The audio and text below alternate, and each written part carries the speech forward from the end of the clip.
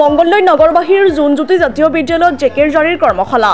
এই 10-দিনীয়া কৰ্মশালাত প্ৰশিক্ষক হিচাপে থাকিব অনন্তৰ শিল্পী ফছিহৰ ৰহমান আৰু সহ প্ৰশিক্ষক আব্দুল ৰহিম। 10-দিনীয়াকৈ আৰম্ভ হোৱা এই কৰ্মশালাত দৰঙৰ বিভিন্ন স্থানৰ প্ৰায় 200 শতাধিক ছাত্ৰ-ছাত্ৰীয়ে অংশগ্ৰহণ কৰিছে। অসম চৰকাৰৰ সাংস্কৃতিক সঞ্চালয়ৰ উদ্যোগত আৰু সমন্বয় মঞ্চ অসমৰ সহযোগত আয়োজন কৰা জেকেৰ জাৰিৰ প্ৰশিক্ষণৰ জৰিয়তে আজান ফকীৰদেৱৰ জেকেৰ জাৰি লুপ্ত হ'বলৈ গৈছে আৰু সেইসমূহ গীতৰ উত্তৰণৰ বাবে সমন্বয় মঞ্চ অসমে প্ৰচাৰ প্ৰসাৰৰ বাবে এনেকুৱা কৰ্মশালাৰ আয়োজন কৰিছে।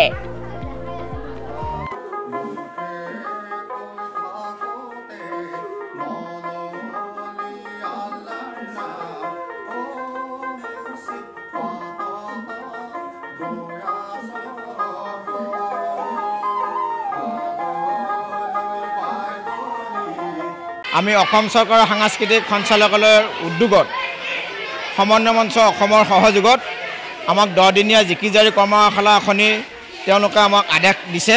সেই আদেশ মৰ্মে আজি আমি জোনজ্যোতি জাতীয় বিদ্যালয়ত উপস্থিত হৈছোঁ। তেওঁলোকৰ স্কুলত আমি 10-দিনীয়া কাৰ্যসূচীৰে এখনি জিকি জাৰি কৰ্মশালা অনুষ্ঠিত কৰিম। আজি আমাৰ শুভ আৰম্ভণিৰ কাৰণে আমি ছাত্ৰ ছাত্ৰীখিনিক আমি জিকিৰ পৰিৱেশন কৰাইছোঁ, আমি জিকিৰ শিকাইছোঁ।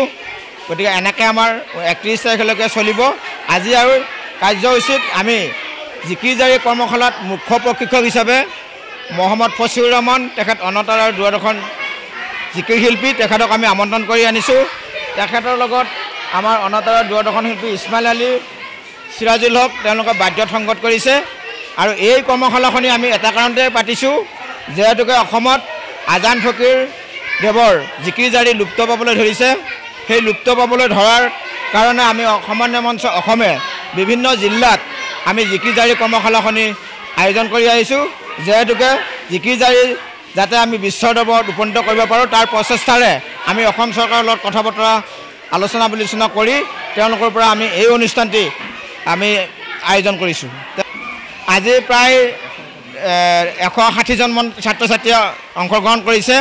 অসমত প্ৰায় লুপ্ত পাব ধৰিছে। আজান ফকীৰ চাহাবে আমাক এটা কথা কৈছিল, লেকিবুদ্দিন আহমেদ এটা কৈছিল, 10 দকুৰি 90 চন হিজিৰি আকৌ 5 বছৰ যায়। আজান পীৰ চাহাবে এইনো জিকিৰ ৰচিলে কোৰাণ কিতাপত পায়। তাকে লৈ আমি এটা লেকিবুদ্দিন চাহাবৰ জিকিৰ এটা আমি অকণমান গুণগুণাই দিছোঁ।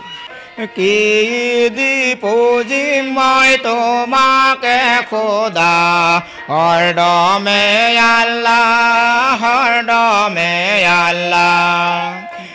কিনো দি পুজিম মই তোমাকে খোদা, হৰদমে আল্লাহ, হৰদমে আল্লাহ।